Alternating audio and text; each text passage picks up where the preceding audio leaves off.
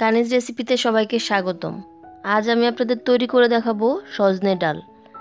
এই ডালটি আমরা নর্মালি যে ডাল রান্না করি সেরকমই, জাস্ট সজনেটা কোন টাইমে দিতে হয় এটা আমরা অনেকে জানি না। সে কারণে দেখা যায় সজনে দিলে সজনা গলে যায়, তখন ডালটা খেতেও ভালো লাগে না। তো আমি আজকে আপনাদের সেই প্রসেসটি দেখিয়ে দিব সম্পূর্ণভাবে, যে পারফেক্ট সজনে কিভাবে ডালের সাথে রান্না করতে হয়।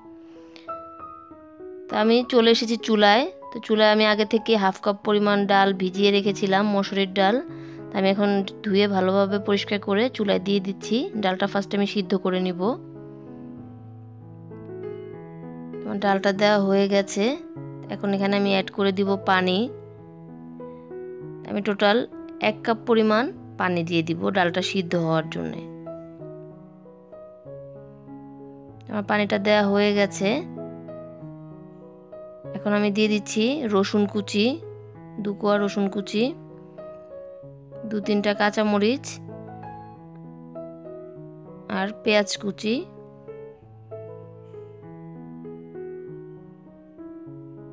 মাঝারি সাইজের একটি পেঁয়াজ আমি কুচি করে দিয়েছি, আর দিয়ে দিচ্ছি স্বাদ অনুযায়ী লবণ।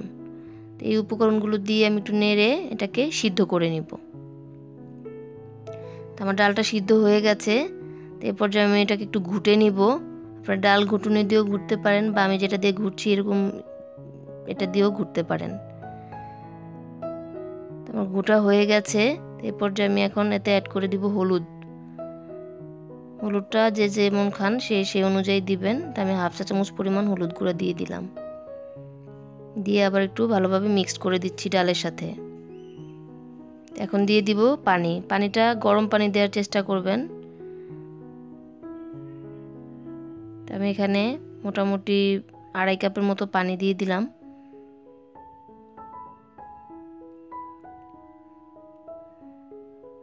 পানি একটু বেশি দিয়েছি কারণ এটা জাল করে কিছুটা কমে যাবে, যাতে করে হলুদের গন্ধটা চলে যায়। তো আমার বলক চলে এসেছে। বলক আসার পরেও আমি কিছুক্ষণ জাল করলাম।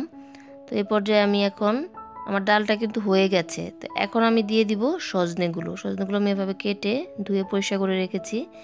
আমি সবগুলো সজনে ডাঁটা দিয়ে দিচ্ছি। আমি এখানে 5টি ডাঁটা নিয়েছি, সজনে ডাঁটা 5টি আমি কেটে নিয়েছি।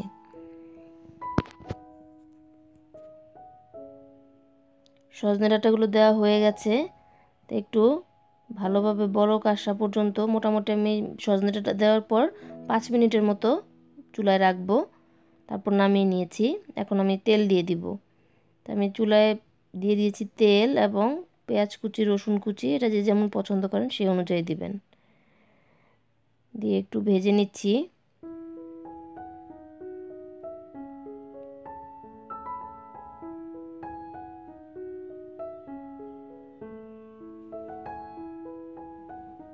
একটু ব্রাউন কালার করে ভেজে নিব।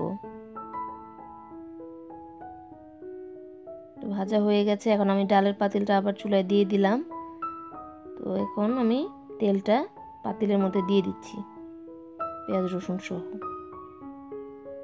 দিয়ে একটু নেড়ে দিচ্ছি। নেড়ে আমি চুলায় আরও 3 থেকে 4 মিনিট রাখবো, যাতে করে সজনে ডাঁটাটা পারফেক্টলি সিদ্ধ হয়ে যায়। অলরেডি সিদ্ধ হয়ে গেছে, দেখতে পাচ্ছেন। আমি আর কিছুক্ষণ রেখে এটি নামিয়ে পরিবেশন করে নিচ্ছি, করে আপনাদের দেখাচ্ছি। খুবই সহজে রান্নাটি করা। তো আমরা যারা নতুন রাঁধুনি অনেকেই আমরা জানি না যে সজনে ডাঁটাটা আসলে কখন দিতে হয়। আর সজনে ডাঁটাটা আপনারা এমন টাইমে দিবেন যাতে এটা গলে না যায়। গলে গেলে কিন্তু খেতে ভালো লাগে না।